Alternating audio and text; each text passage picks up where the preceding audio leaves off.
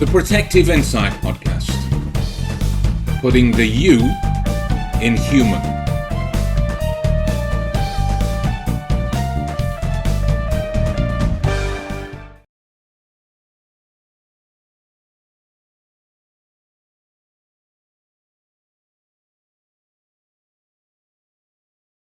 And welcome back to another episode, folks. Thanks for tuning in. Thanks for stopping by. It's lovely to see you all, kind of. We've got a very special episode for you today. A very special guest to come in and talk about a lot of the incredible work that he's doing with his company, but we'll get into that in a moment. For me, I first met Bob Pointer a few years ago when it was actually you and Bob that were an interview on my other podcast. We kind of got into the specifics of things like the no BS option towards training and taking out some of the flowery and fanciful nonsense from the internet to cut through the wheat of things. And that's developed into more and more and more tactical approaches to use of specific communication styles, and how we can start to all have better interactions and be understood with a little bit more clarity and a little bit more purpose in our meetings, in our life. Yeah? Oh, 100%. Yeah, very fortunate. I want to say it's getting close to 3 years now since the initial relationship started. And it's amazing to see where we were, how it interacted, and what Bob has transcended here just in the last year or so with the Behavioral Intelligence Academy. Um, I'm excited about it. I know you are as well, Ben, because one, Yes. it's great to interview a colleague and a friend, but it's also something we get to be actively a part of too with Bob on this Behavioral Academy journey. So today we're just hoping for those of you out there listening, um, put your listening ears on for sure, because you're going to learn a lot about the science behind communication, why we do what we do, how we do what we do. And this is not just for security sectors. This is just in life, personal, professional. We do this all the time, communication. And I think there's no better person to speak to on this because he has actually researched the science behind it, put all the work in for you. He has all, not only just the theory, but the experiential learning, the application, years and years of dedication to this. So I hope you enjoy, listening to his life's work there. And then at the end, you need to go sign up for one of Bob's courses, and then you'll understand why Ben and I are so excited to have him today. Oh, absolutely. There is a reason why he owns, runs, and operates one of the biggest Facebook pages on the topic. So, ladies and gents, without further ado, Mr. Bob Pointer.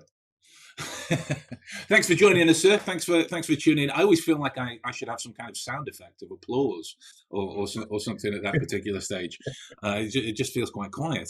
But thank you for doing this. Thank you for giving so readily and so freely of your time, so that we could essentially pick your brains. Well, there's not much there to pick, so it won't take too long. Oh, good. We're in for a short one then. But that's the way golden nuggets are. They may be few and far between, but they're no less special. So, first things first, Bob. I wonder if you wouldn't mind, just for the people that maybe aren't as familiar with yourself and the work that you do with the Behavioral Intelligence Academy, if you could just tell us a little bit about that journey in terms of where you've come from to what you're doing, what you're getting up to these days. Well, it's a good place to start, I suppose, is the introduction that you've just given there. Is that really plays into my lack of confidence, because I'm not a natural speaker in public. It's what I do for a living, so it's quite a perverse thing, really. But yeah, I suffer with imposter syndrome, if that's what you want to call it. That's quite a modern term for it. But actually, over time, I've realised that actually is a bit of a power, because what I've always done from a very early age is be an outlier, be an outsider. So I've actually tried to get into social groups, tried to understand why other people can make friends really easily and I can't. And I've realised that actually all of those skills that I used then of actually listening to people, but not only listening to them, hearing them, and not only looking at them, but seeing. One, kept me safe. And secondly, is now basically what I do for a living. And it's an ironic thing about humans. I think when you get them in a room, you can quite comfortably say everyone in that room suffers with low self-confidence, because we all do to a certain extent. We might not Yeah.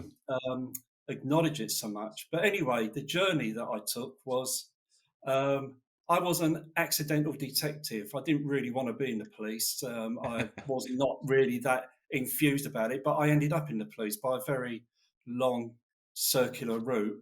And when I got in it, I realised that it was easy, because it was just doing what I did. It was looking, listening, and understanding people. Through police service, became a detective very quickly. Nothing, nothing spectacular about my journey there, but I was an interviewer. I've interviewed lots of different people, and eventually, again by masses of coincidence and fate, I suppose, I ended up as a lecturer in police science at a university in London. Didn't have a degree, still don't have a degree, but because of my experience in the police, they took me, and I stayed there for 5 years, and it was great. Because what I don't like the word training for a start. I think of Mm. training as dogs. I think education, but we do training because we take out the why. We do the what and how, but we don't do the why. And it was only when I went to the university that I realised that there is a big why to why all these things happen. So you're told about how to speak to people during an interview and what to do if they do this, but you're never told why. And so the courses that I run now are very much about the why. And that's something that really interests me, the human brain. I'm very fortunate to have academic friends who know a lot more about that than me. And one of them, a very good friend of mine, David Slater, is to me, is an expert in the brain. And together we've looked at it. And he talks very academic. I'm a practitioner at heart, and so we've come to a middle ground where we talk about the brain in simple terms, but all based on academic and biology, basically, because that's what I do. It's bioevolutionary approach to it. So that's about it. And I go home now. I like that so cavalierly. We just tackle the bioevolutionary approach to human beings. Yeah, we're done. Love it. That's like a mic. That's a mic drop scenario right now. That's what that is. I love it. So yeah, I mean, the journey that you've been on, it seems to be that it has to have been equal parts information and study and education, but equal parts application. Then that seems to be that where a lot of the issues are split within the industry en masse. It's either too much from one side or too much from the other, that leads towards a lack of effectiveness in whatever role it is that the person's taking. If there's somebody who's 100% focused on the application, they have the words to the effect of, "Oh, I've seen a couple of videos on it, or I read a book on it, I'll be fine." Or you've got people who spend their days day in, day out, "Oh, I need to read more, I need to read more, I need to learn more, finding that kind of fine-tuned middle ground. It seems to be what you've struck gold on. What of your experience in delivering and using that have you found that's led to the kind of effectiveness in your methods of understanding people? Yeah, you're totally right there. It's a middle ground because the biggest thing about myself is that I still to this day, when I'm giving talks in conferences, I'm one of those people that I don't want to be found out. I always go into it thinking someone's going to find me out today, and someone's going to come forward and say, "No, that what you said is wrong." And I've tamed that now, but I think that's in all of us. We're by nature defensive, and I think that the journey that you've been on makes the person you are. And my journey has always been someone in the background. I've never really stood out. I can't say, I can't claim to have been a special interrogator at Guantanamo Bay or whatever some of these other people say. But I've just been steady and unspectacular. And I've learned through trial and error and getting it wrong more than getting it right. I can clearly remember going by the numbers in a police interview when I was in the police and spending 2 hours talking to a guy, doing my best to gain empathy with him that you talk to do and gain rapport with him. And then to the end, right to near the end, I said, "Have you got anything else to say?" It'd been quite resistive, I felt, and I was trying my Mm. hardest. And I said to him, "So have you got anything else to say?" He said, "Yeah, I did it." And I said, "Well, why have we just sat here for 2 hours?" He said, "Well, you never asked me." So, it's trial and error, isn't it? And we're, the thing about mistakes is mistakes are good. I tell people I work with, don't be afraid to fail, because it means first attempt, I'm learning. It's when Mhm. you keep doing the same things over and over. And, the thing about, I can understand, I don't disrespect people who do the more glamorous type of approach.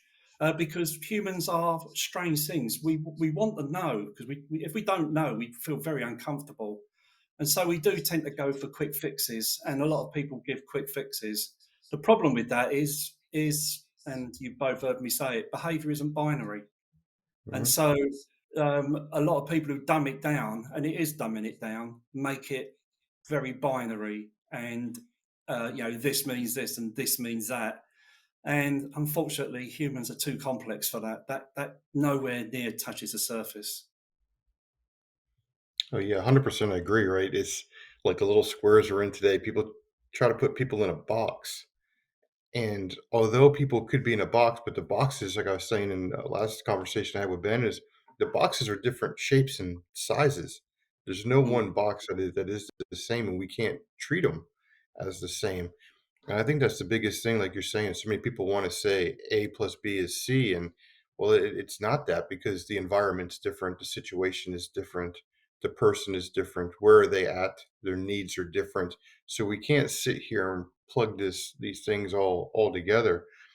And I totally relate with you, Bob, on a lot of ways, because I was one of those people being in law enforcement service. You go to a class, you get a little bit of training, but for us, it was no time to really sit and get the formal theory aspects, because you don't have time to sit in lecture halls and classrooms. We have to get out and do the work. So it was more going out and getting experiences, and like you said, failing and figuring out and going, okay, well, this worked here, that worked there.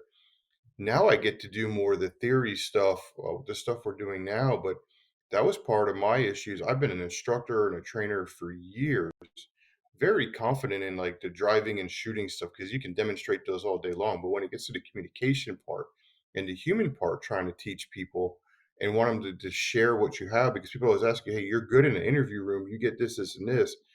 Can you then formulate that? Can you replicate that? Can you teach people it? And then that's when I started going, well, I guess, but then I started like what you were saying.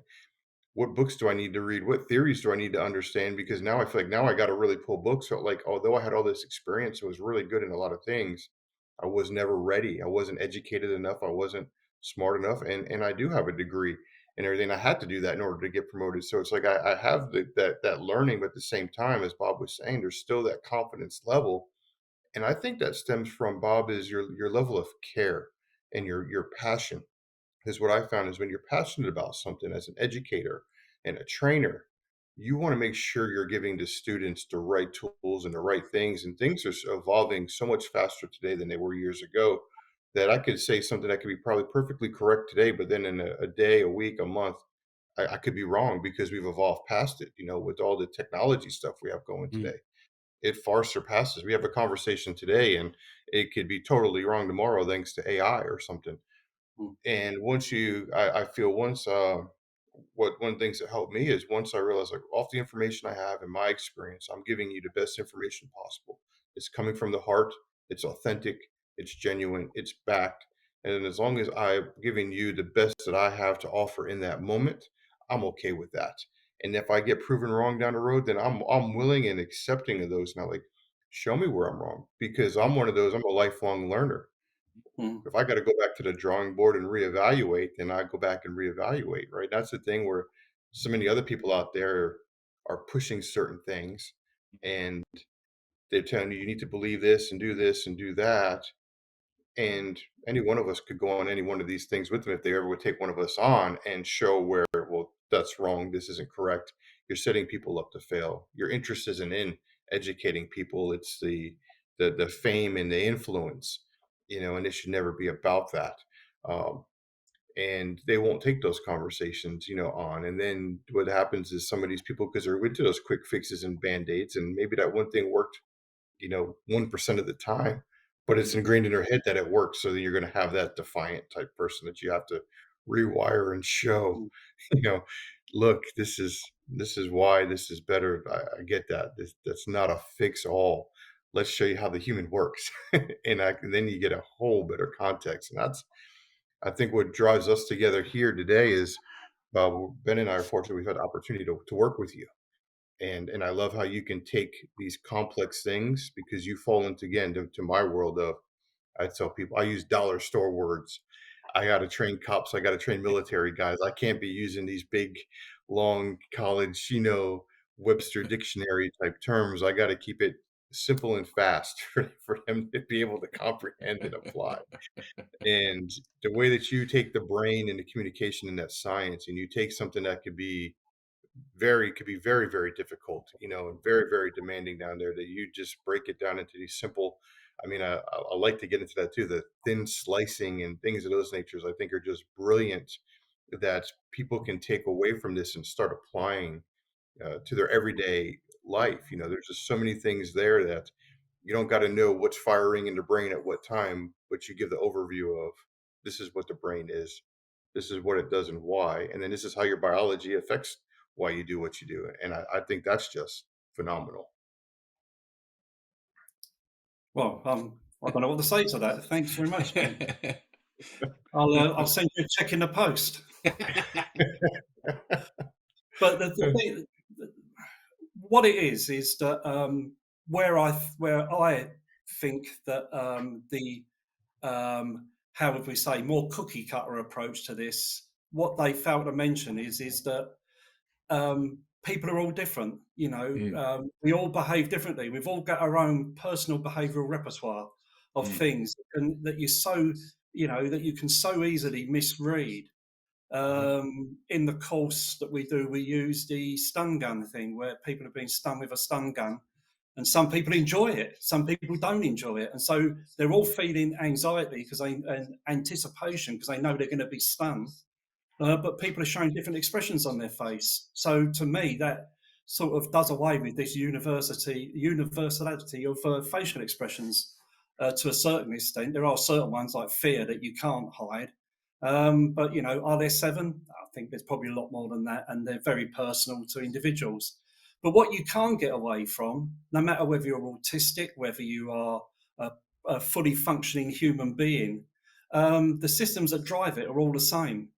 So rather than look at what's going on the outside, understand what's going on in the inside and how Mhm. that and then you've got a better chance of seeing what's on the outside, Mhm. Yes. because it's then more personal to that individual, and understand that everyone is different. Yeah. And the big buzzword that you get everyone saying now, oh, it's all about baselines. Yeah, it is about baselines, but baselines aren't static. Something happens when you're speaking to someone, something happens, their baseline changes. They won't go back to where they were before. So you've now got to recalibrate. Mm. And it's about thinking on your feet and looking and seeing, but understanding. And if you can do all of that, eventually you'll get to the stage with the person you're talking to where you can feel them. And once you can feel them, then that's empathy. Yep. Oh, 100%. It's I think we have had several conversations on that. The baseline is there's like a trigger word for me. I understand. It's a term people trying to understand, but it's all contextual, situational, the environment, what's the moment. And I think I always give the same example. Someone getting called to the boss's office. Typically here in the U.S., it's usually never anything good. It's usually you've done something wrong, or so. So first thing people have going in their head when they get in that call to the boss's office is they start processing their brain. Oh crap, what did I do? And they're going through their day, their week, their month, trying to find what it's possible the boss is going to talk to them about.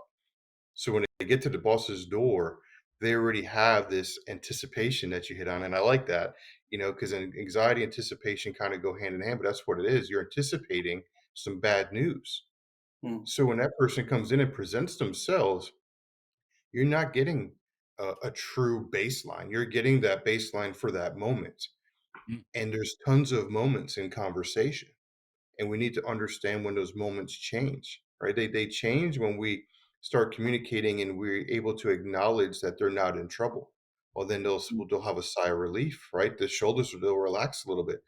Now we're getting somewhere. Now maybe we take them from that role. Maybe it's a role from the worker, and we put them to the worker's mom or dad. Ben and I get to, like, the roles is very specific. The role that you're in at that time is also going to interact on how you are. So where are we at? Conversations ebb and flow, and so do your baseline. It's a constant adjustment, as Bob said, until you get that feel. We're going to ride this wave and we're going up and down. And then all of a sudden, okay, now we have this connection, and you'll feel that connection when it's there. Now we can really start to go things, because you can't baseline someone when they're emotional either, because they're in an irrational state. Nothing happens with an irrational right, state. following that. Yeah, sorry. If my hands now, I'm No, no. kind of I tapping mean my hands down you there, would be so my trying to hands are baseline that. really That's see, what you'd be trying to baseline that as an emotion. Like it can't be done. yeah. Oh, 100%. And I think Bob hits on a key thing, and it's something I've been touching on, and I don't have the academical background Bob and you guys have, right? I just go off of my feeling and how I feel and things that make sense. And something that's always made sense to me was the internal aspects. If you're not looking inside internally and understanding how you're working, because once we can figure out how we work and know what our triggers are, what are our Mm, emotional triggers? Right? And that should be something you're aware of if you go into an interview room and you're talking to somebody. Because what if they come back and say something? Are you going to be offended by it? Does it trigger you emotionally because of the words they chose, especially in law enforcement? As many things I've been called that are absolutely terrible that you can't repeat in a podcast, but if you respond emotionally every time to those and trigger to that, well, we're just escalating. We're no better than those people on that end. So we have to find a way. I tell people, don't respond emotional, respond professional, mm, right? As long as you're responding professionally, you'll be okay. But if the minute you started responding to anything emotional, nothing ever good that comes out of it. You never make a good decision out of an emotional mindset. mm, So the internal stuff is so important to knowing how that works, because you should sit there and be able to figure out what are your biases. What are these different things, and we can start working on them. And the minute we can recognize those, and we can then consciously process and shelve them, right, and put them to the side so we can fully deal with the person or persons that we're dealing in that moment, to give them the best of us in that conversation, because it is all about them, right, Bob? yeah, that's right. When we're talking to people, it's not about you, and you have to accept that. And it's about the person you're speaking to in any context, in business, because that's the most of the work that that I do now. It's understanding that the other person has something valuable that you want from them, and you've got to give them the time and space and the understanding to allow them to feel comfortable to share that with you. And that is the whole premise of it. It's about neuroception, is the term that's used for it, and that's goes from anything from feeling safe to feeling that your life's under threat and everything in between. And there's systems in your body that cope with that, and it's understanding um, the processes that your body goes through, and more particularly your brain goes through when you get into new environments or new situations. mm, So when we talk about behaviour, we have to consider the equation, Carl Lewin's equation, that behaviour equals how a person functions in an environment. So if you've got a certain environment, a person will behave in a certain way because they've got a playbook in their brain that tells them this is how you behave in this environment, this is how you don't. And so when you see people becoming defensive mm. or resistant, it's usually a combination of you and the environment, and maybe what you need to talk to them about.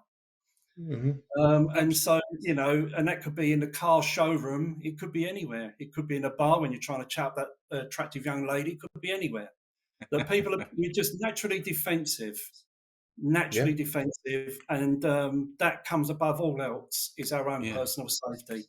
And in a lot of ways now, we've gone past the primal days. Although on a Saturday night, if you go out in the UK, you might think you're back in the primeval days.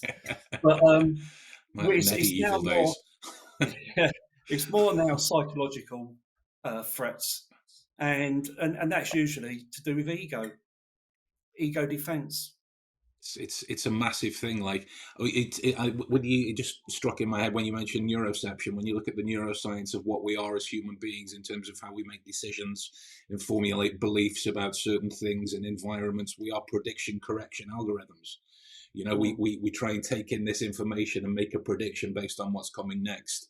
And if it doesn't happen, we try and reformulate. But very few of us try and take into account our biases that might confirm or deny our personal predictions of what it is that we're seeing. And the greatest analogy, it's a personal thing in terms of the greatest analogy, but it was Neil deGrasse Tyson talking about Google searches and the like. I've got this idea in my head that there are 7 expressions that are universal throughout everything. So I look to try and see if anyone else has thought of this. I get mm, thousands of, yeah, oh my god, I must be onto something. And these are the things of if somebody presented a crystal in front of you and said this gets rid of all disease and whatnot, it is intellectually lazy to go brilliant. That's great. That's great. I'll bring it in, or to go that's absolute nonsense. It's the crystal. It's a crystal. We don't learn to ask questions in terms of, oh, okay, what kind of illnesses does it cure? Or does there need to be the right situation to be able to do that? And it strikes me that there is a kind of it's a personal term, but an intellectual sex appeal to some of the buzzwords that we hear, like baselines or micro expressions, or I can decode body language, or deception detection, mm, and all of this kind of thing. That people glaze over the nuance as a result of that ego, of that grandstanding of saying, "Well, I saw his eyebrow twitch, so therefore I know he's hiding something from me." And every part of me, like socially, wants to strangle them. Professionally, I'm like biting my lips. So, what do you think it is that's kind of led to that change of ego being more of a prominent figure that stops people being as curious, like with their conversations, that stops them listening and keeps them just waiting for their turn to speak? mm. Well, as far as all the pseudoscience, if you want to call it that, I blame Tim Roth. It's all his fault. Or as he was on TV, Carl Leiterman, because he gave the impression that you can just walk into a room and do these things, Mhm. and people believe that, and we all know that even now more so, people will believe anything they see online. There is a vast difference between sitting in a room when you're trying to negotiate $1 million contract and sitting on a panel looking at a famous person and saying, "Oh, they mean this by this, they mean that." There's no Absolutely. costs attached to that. No costs attached to it at all. And when you're the cop, as Jim and myself talked about, walking up to that car in the middle of the night, and you want to get a read on that person in the moment, sitting watching a video. There's no pause and rewind in real life. You have to get it right, and you have to be very careful. Um, and so, I'm sorry, Ben, I've lost my train. What was the question again? It was about No, you're all ego, good. wasn't It's in terms of what is it that's contributed to this kind of ego movement. I read a lot about it in if whether you've read the book or whether or anyone else has. Johan Hari's Stolen Focus. it? In terms of the society, it's a phenomenal book, and the man did some great work to try and prove and disprove certain things. But that's a separate thing. And the contribution of the change of personality that's led to people not being as curious and not being as focused or aware on the impacts of certain things in certain situations. Like he spoke about a situation in Gracelands where people were looking at their tour of Gracelines through an iPad that's in front of them, and he's like, "Just look up. The room is there. You are in Gracelands." And it's a similar situation. It's analogous, I grant you, but like the way that people don't really look past a buzzword for whether it's in terms of the comfort or the ego stroking that it provides. I'm just curious, in terms of your experience, have there been any kind of contributing factors that's led to this misappropriation of technique? The world changes, and there are so many factors involved in that, and I think the very recent past has exacerbated that, the pandemic. Mm, Um, but then you've got alongside that, you've got the fact that most people communicate now online. Meetings are more online. They're more efficient for businesses, and so the actual social connection is not there. And if you add into that the normal human instincts to want to know, because if we don't know, we don't feel comfortable, and if we don't feel mm, comfortable, we're resistant, and things aren't mm, going to work. So we search for social connection. In everything we do, it's much easier for people, even people like me, who by admission, I'm a bit of an outsider. Uh, Online is great because I can say what I want to people. The connection between what happens online and what happens offline are being very blurred, and people are being stabbed because of arguments that were started online, and when they meet in real life, that carries over. So yeah. is it affecting our perception of other people? Certainly, the work that I'm getting now with companies, well, we've got a labour shortage as well in the UK, so it is a little bit different. But companies are now beginning to realise that with the way people are now, especially younger people, who feel entitled, and they feel right, they're right to feel entitled. They're right to feel that they can be who they want to be. Speaking to a guy in retail, hospitality, not too long ago, was amazed at the end of a job interview when he asked the person, "Have you got any questions for us?" And the guy said to him, "Well, why should I work for you?" And he was completely thrown by that, because people, and so a lot of these things are coming together. um, and also, I believe that we do like shortcuts. Our brains are quite a lazy thing, and we're on autopilot most of the time, aren't we? And that's why we like to be in situations that we know what's going on, we know we feel safe. Then we switch our brain off to a certain extent, and so we do like shortcuts and we like buzzwords. And a lot of brands, if you talk about branding and things, the buzzwords like, Pepsi, the real thing, and all this sort of thing, that's the things that stick in people's minds. So baseline stick in people's mind because they've seen Carl Lightman do it, so it must be right. And so it sticks in their mind, and then they can be that person, can't they? Yeah. And that's what a lot of this is about, is the people on there, saying, "Oh, I can read this, I can do this, I can do that." It's They're wannabes. They're not people operating in the real world. And I would like to see that. I don't go by experience of what people say they did in the past, etc. It's what you do in the now.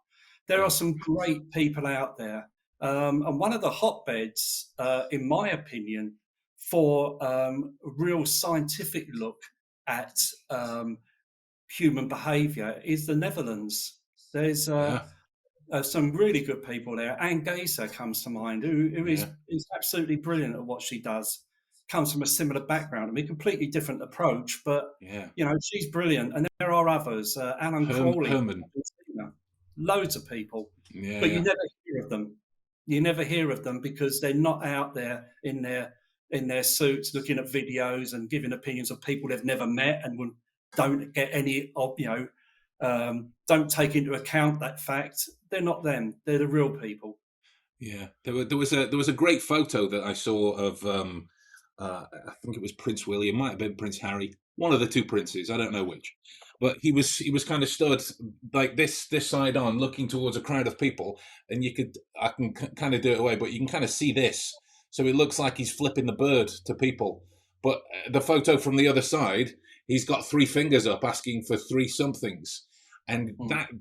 that kind of puts the whole thing uh, into a shortcut analogy of why you need further context, why you need to Mm. keep exploring. There was a great question that I saw. It was quite recently where I started studying. They're called super forecasters, which is a lofty title, but I bloody love the work. I think it's great for critical thinking and great for reasoning out these problems and situations that involve human beings and human behavior. These are the people that are tasked with questions like, in 9 months' time, will Putin march on the rest of Europe, and looking at qualifying their work. And it boils down to certain things like, well, I have this hypothesis. What if I'm wrong? Mm. Not I might be wrong, or I feel like I'm wrong. That's an emotional based question. It's what if I'm wrong? And that whole kind of continued curiosity about this observation that you've made will keep you questioning and keep you engaged in the details. And that seems to be where people stop. That they've achieved at this one thing that could work, could be an option. If I cross my arms, it could be that I'm disconnected. It's very unlikely, but it could be. And this type of comfort that stops them moving forward, I think that's such a shame. I think that's such a shame because it leads to so much harm in so many other areas that maybe aren't even considered as much. There's somebody out there, I presume, that must think, I've spotted an arm cross. It has been confirmed that they were disconnected. Therefore, everything else this other researcher has said must be true because of this one thing. Sorry, Yeah. go on, Jim. No, I was going to say, Ben, it almost goes back to how Bob opened the podcast, right? Because the more I'm listening and listening to things, because this is a really great conversation. It goes back to yourself, right? And self-confidence. Mm, Because we're all built with this innate curiosity, right? And we're built in with this intuition. So there's certain things we see and feel, but then all the tech and things we have today, it's so much easier for me to look up a YouTube video and Google and go, well, look, these guys have thousands of views as an example, and they're saying this and that contradicts what I have, so they must be right. And now I dismiss my intuition rather than, okay, I'm curious about this. This mm, triggered my alarm bells. Put on your sleuthing hat, right? That we're naturally wanting to do because and figure it out for yourself. And if you trip and fall and you're wrong, okay, well, we pick ourselves up mm, and we do it again, right? Because that's what I think makes the good investigators, right? For us in law enforcement, is Bob and I think we probably both agree we probably failed a heck of a lot more than you succeed. But once you start learning from those failures and you start creating your catalog of things like, okay, well, when I was working with this type of person, this was an approach. And we start sampling and taking things, we start finding, will there be some similarities that work on these particular type of people? Sure. But not all 10 of them are going to work because people are different. So there will be some things, and it's like an equalizer on a radio, right? We're going to be mm, sliding one knob up, one down there until we get that perfect sound, right? And that mm, perfect pitch that we're looking for. It's not just going in and we have our settings preset and pre-adjusted and we go into it. And it goes back on another part of point you made. I love that Neil deGrasse with the crystal because we are psychologically lazy, right? mm, Because why do I got to think anymore if I can do a Google search or look at a YouTube or go there? Who's going to a library anymore and pulling out a book? You know, Mm. I know here for the States, when I mentioned the Dewey Decimal System, kids these days don't know what I'm even talking about. They don't even know that that's the cataloging system, or if I mentioned the term microfiche, go to a library and look that up to find old, articles and periodicals. Like you're allowing other people to do research for you, and you're then giving all that credit to that research. Now, I'm not saying everyone is 100% wrong, mm. but you need to be vetted doing your due diligence. If you go and you see something that's great, and I even use us as an example, Ben, because you and I are first ones that we're not the end all be all. We're not we're Far just from it. telling you, look, we've done so much work, and Bob has put so much work in this. Like we're giving you information. What we're saying is, look, listen to it, go check Mm, it out, mm, run it through your mm, filters. And if it's working, you can apply it by all means, use it, but at the same time, but use the same perspective. I told it's like being taking pictures. You're a professional photographer. We don't use the same lens for every shot. you know? mm, And I use that analogy when I'm teaching crime scene people and things like that, where you take just because most people get so narrow focused and focus on this Mm, one thing, say for a homicide case, we have this deceased person, and we're so focused on that that they never widen the lens. And you should always start with the widest lens possible to take in the whole picture, the whole environment. And then once we start taking that in, and after we start validating and dismissing and clarifying things, we start changing the lens. And it starts mm, becoming narrower and more focused. So now where that one thing we have is really envisioned, really focused, and then now we can really now work on that and work on getting the answers that we're looking for. So many people don't even take, the camera out of the bag. They mm, just take Ben's photo, and go, "Man, that was a great picture." And like you said, how many people do you see today with the cell phones in your hands, right? You're in this beautiful place, Ben. You were just saying you're in this beautiful place, and you're looking at it on your phone rather than look up and experiencing it, yeah. for it is for where you're at. And that's falls into situational awareness, right? Lack of self-awareness, not that you're so in tune with all these things that you forget to be present. And I think that's the other key thing that we get into is you have to be present in the moment. You can't be distracted. You really truly have to make it about the other person. You really truly want to understand. You Mm. can formulate the right statements, the right questions from there. And I'm actually surprised Bob hasn't said it yet because the last time you gave the Neil deGrasse analogy, it brought me to Bob's ABCs. And Yeah. I actually love Mm. that, because I like to validate, dismiss, clarify. And Bob, since I have you here in case I butcher it, because I brought it up on our last podcast episode, I was telling Ben, if Bob hears it and I messed it up, I expect a lashing. But it was, Bob has used the ABCs: assume nothing, believe nothing, and challenge every doubt. Right. And that's the main thing that I feel that you should be using when it comes to all these things too. That is a great simplistic. It's not simple overall, but it's something very simple to remember.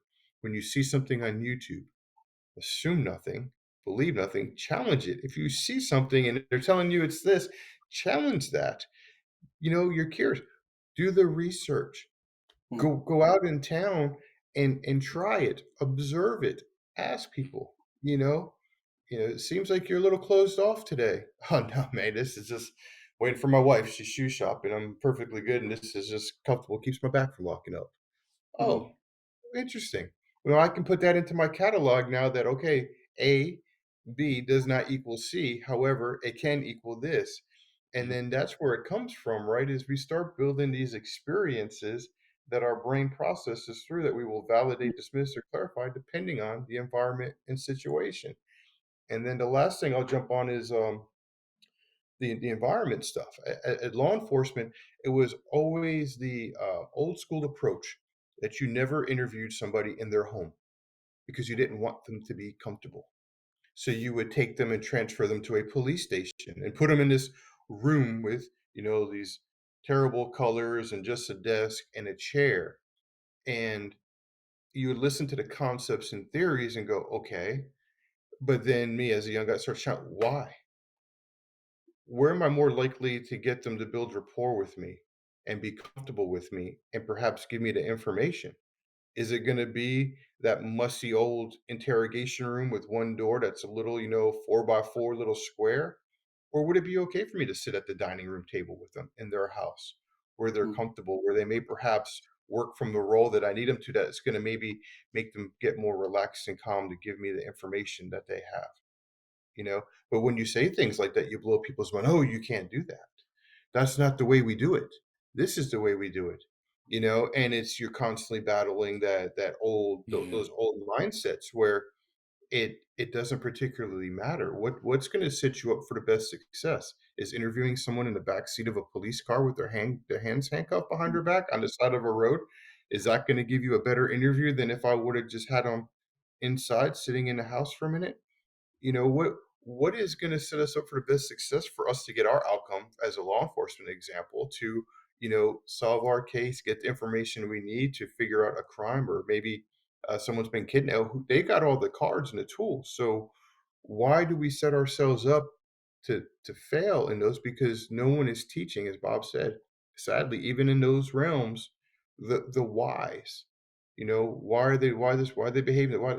Because the minute you start getting the why, the who, what, when, where, it just becomes Connected. easier. It just becomes easier, and who doesn't want to work in this day and age, right? Who wants to work a little less harder, right? It's Mm, like, if I can understand this, and then this connects to this, and this, wow, I didn't have to sit here for 6 hours with a chisel and a hammer trying to, get into their brain to get them to talk to me, where I could have just been like understanding the why, meet them where they're at, what needs are they presenting to me, and then utilize that there to get the information, understanding the role they're occupying. mm, It just, there's so many nuances there, which is another. I'm excited that we get to work with Bob, because a lot of this stuff will come out. And although I haven't had a chance to meet um, the people Bob has mentioned and them, but I see them on LinkedIn. I see their information, their stuff all the time. And Bob's 100% correct. Similar backgrounds, different approaches, different countries, from different cultures, but their works are phenomenal. There's tons of fantastic people out there, but they're just like us, right? mm, We're passionate. We're not here. Although, trust me, your subscribes, likes, and clicks would be great and beneficial for us, but that's not what we're here for. We're here for people that are listening and there and generally want to have a better Yeah. understanding of humans and the why, and give that to you. And it's like, we don't need this grand stage to do it. um, it's just one of those, if we can help one person at a time, in turn, those add up, and the fact that there's more than the three of us out there that are doing things positively Mm. for the right people in the right way, in turn, that'll make the bigger splash. But that's just it. We're passionate about what we do, and we're more focused on them and the people that we're not in tune to. We need to create some type of panel for people to come vote on us and watch videos. I'd much rather take you into it and show you how I do it, and then observe you doing it and help you build those skills, than just pull up a video that I can rewind 1,000 times and make myself look like a genius, because I'm far from that. yeah, I'd rather have you see me make a mistake and go, and then let you know, hey, it happens, because we are dealing with people with that are going to have that lack of confidence in things, and understand, because we've all been Oh, there as a rookie cop. We're going to make a lot of mistakes. The key is you learn from them, you get the lessons. We don't make the same mistake twice, right? And we just keep building our foundational skills and get brilliant at the basics. Everything else will come. And there's so much here that we can unpack, to where micro expressions is just an irrelevant thing. That's been a huge pet peeve. And I agree with Bob with this stun gun video. You've got yeah. so many people's responses. Some are smiling. People would think that they're happy, and it's like, no, that's people's natural responses to anxiety, anticipation, which mm, is why you have people sometimes that smile when they're depressed, right? Because it's impression management. Things are, you're not getting to the root of people. People are going to give you what they feel they want you to see, you know, and until you get comfortable, people will they then be vulnerable and open with you. But we need to understand these things. Not everything is as it appears and seems on the outside. A lot of those are just presentations, of someone, mm. until we start figuring the other pieces out. Yeah, that's 100%, Jim. The downside of the approach that I have, I suppose, and the way I approach what I do is it. You get up against companies, and I'm working with a company at the moment, and the guy openly said that no one wanted to come on the 2 hour session that I did, but afterwards everyone signed up for more. Um, because when you sit people in a room and you say we're going to be here for 2 hours, and the first hour I'm going to talk about biology, Yeah. then they sort of you're going to have natural resistance because people want to know there and then. Um, uh, the really pleasing thing about it was after the one of the sessions, I went back and saw them, and two people said to me, I went straight out after the session and bought that Desmond Morris book that you mentioned. People Desmond watching. Morris, People Watching, which is probably the best book. Now, on that subject as well, is this is a sort of brings into focus what we're talking about. If you read the reviews on People Watching, his book on Amazon, I read a review on it, and he said it's really great, but he doesn't mention micro expressions at all. And you just think, yeah, no, he doesn't, because one, he's a zoologist, and he's talking about, it's not a book that most people would read. Just like Robert Sapolsky, Behave isn't a book Ah, that most another good people book. would read. Yeah. And also Dexter Diaz, 10 Types of Humans. People won't read these books, but Great book. real people talking about I mean, Dexter Diaz, a barrister, defended and prosecuted some really awful people, and he talks about them. And if you want to know what behaviour is like, then read these books, because they're the Mm. ones that I use. Because Robert Sapolsky, we talk about him, and what I'm really keen on is I'm just a collector, because what he talks about the buckets. And if you talk to, and having worked at university, if you talk to someone from psychology and then someone from the social sciences, they'll all have different views about how they see things. So I say I do a bio evolutionary approach. There are other approaches that people take, and what they do is they stay within their boundaries, and their views are right because it fits within their boundaries. Whereas what Sapolsky says, that you only get the full picture if you pour all that into one bucket. And that's, I suppose, what I try to do in a very low level way. I'm not putting myself anywhere near people like that. I wouldn't dare do that.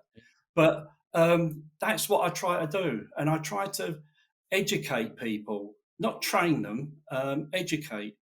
And it all starts with the coffee shop, and you've both heard it, where you go into a coffee shop and you show the person that you see and hear them, and you notice the difference in that person.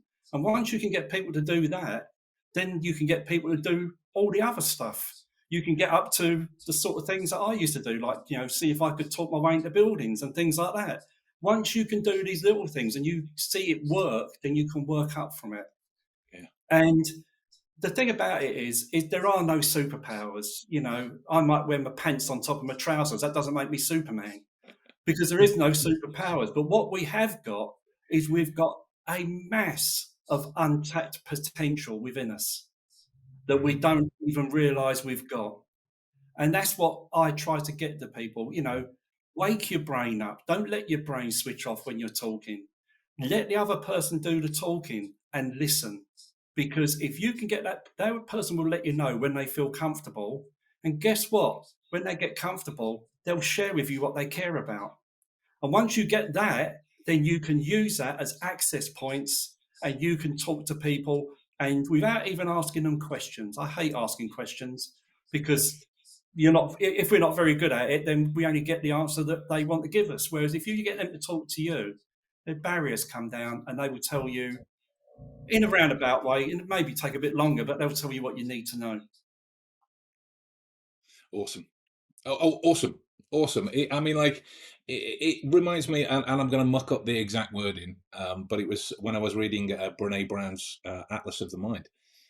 She spoke about an analogy of the way science behaves, in that it is supposed to and allowed to change its mind, because it's continually learning more. So if you're staying within your separate lanes, there's going to be things that you can't learn by default, because you are essentially putting your fingers in your ears. I can't put my fingers right in my ears. I'll put my headphones in there.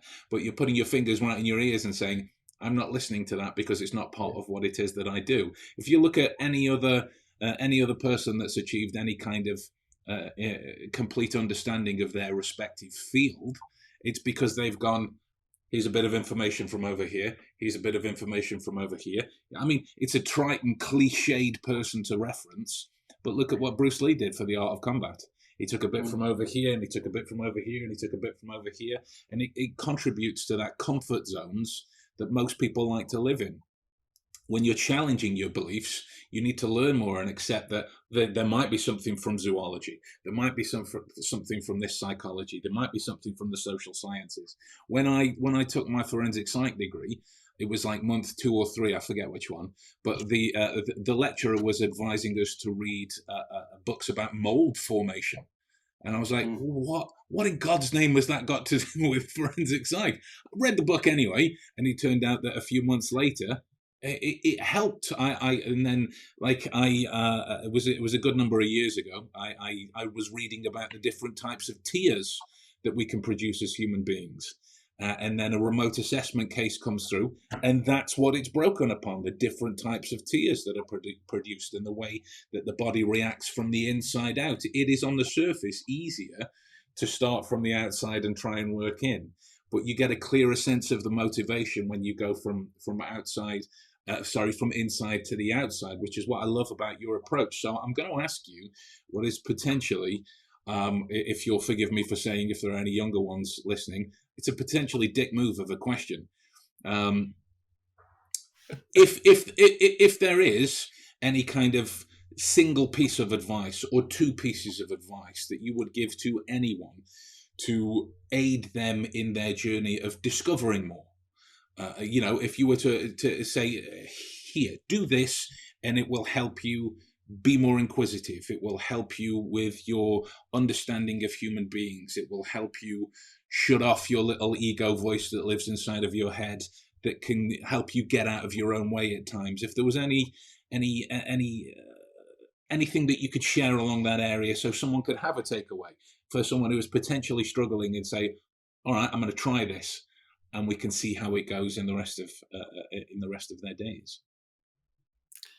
I think the first one, which is very personal to me because it took me a long while to actually get to the place where I could do it, is to be yourself. Because people like them. Don't be afraid to make mistakes. Don't be afraid to be wrong, because it makes you like the person you're speaking to.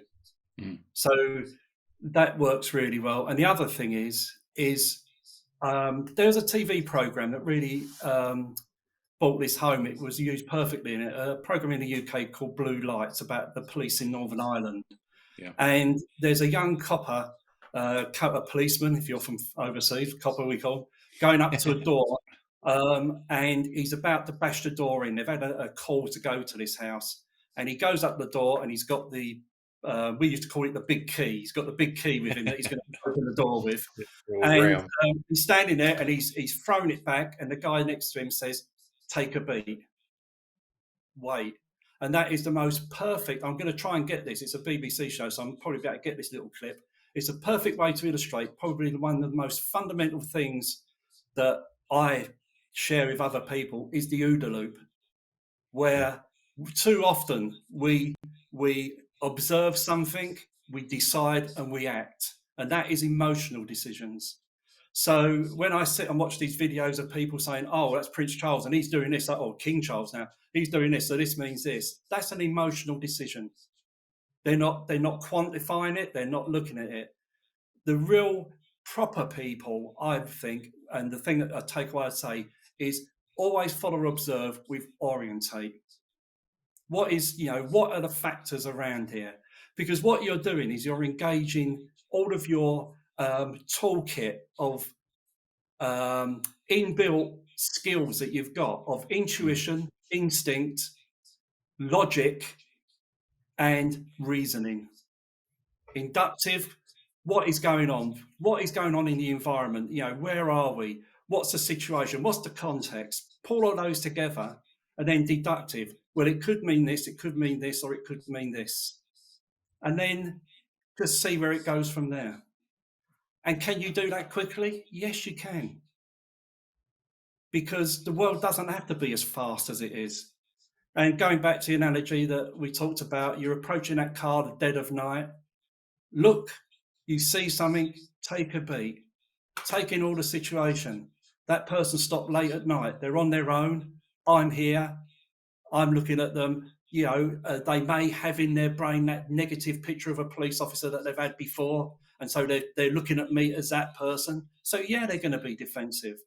And that's the difference between making an emotional decision to escalate that and take that beat, take all those into consideration, and then try these hypotheses, speak to the guy. If he responds badly to you, then that's that one. It could be that now, it could be that, rather than just being binary and going straight in with that. And the very final thing I'd like to say is what I say at the end of all the sessions I do, that just remember that hostility will always breed hostility, but there is no defense to kindness. So every day we have choices. Choose to be kind. That's a glorious sentiment. A glorious sentiment to close out the episode. It might sound a bit kind of silly to say, but a genuine thank you.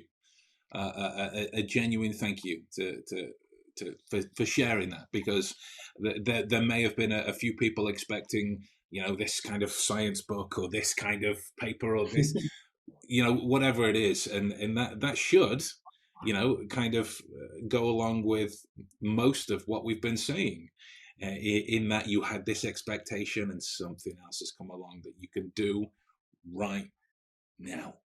And it's maybe challenged your preconceptions of how a podcast interview is supposed to go, or challenged your whatever it is, right? And I think that's glorious. So thank you very much, Bob. Thank you very much for sharing that.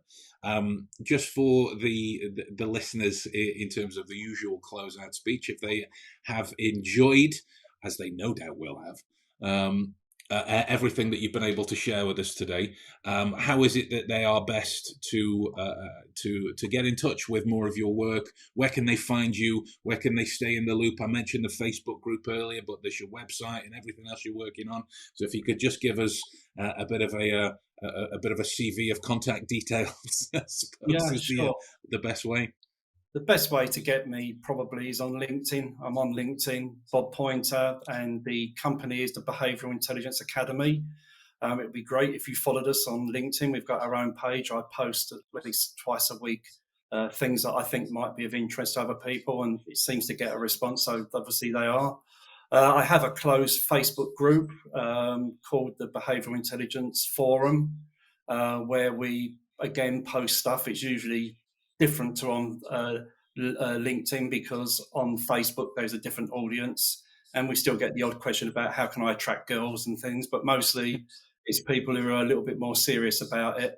You do have to go through asking some questions and have to get on there, because it's it is a group, and it's quite a large group, as you said. The website is www.bi, and then it's the -sign ac.com, and reach out. It'd be nice to speak. If there's one thing that I'm in communication, so I like to talk to people. I find difficulty stopping, but talking's not a problem for me. We have the same problem. Yes, we do. We have the same problem. So with that in mind, guys, thank you for your time. Thank you for your interest, whether you're listening, watching along, or both. We're very grateful to have you with us.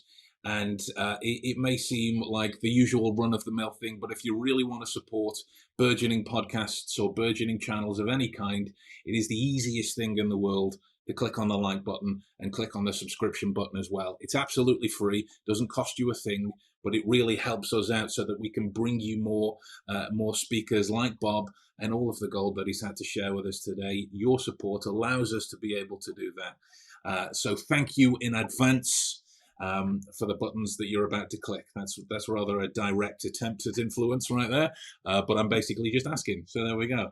And so we will see you next Friday for another episode. Be sure to stay tuned to the YouTube channel as well, as we have more coming in our professional skill set series and book reviews and all manner of information that we think you should we think you would benefit from. Not that you should, it's entirely up to you.